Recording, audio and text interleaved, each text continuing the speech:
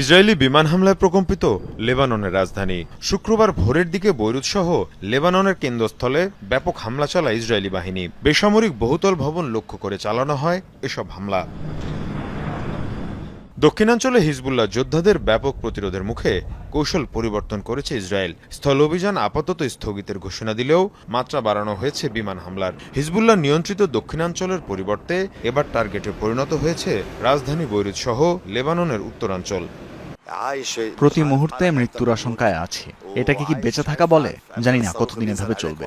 লেবাননে এখন কোনো নিরাপত্তাই নেই আমাদের।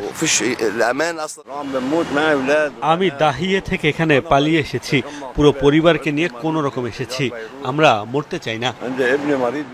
এদিকে লেবাননের কেন্দ্রস্থলে হামলার পর নড়ে চড়ে বসেছে দেশটির সরকারও। রাজনৈতিক এবং আদর্শিক বিবাদ বর্জন করে একতার ডাক দিয়েছেন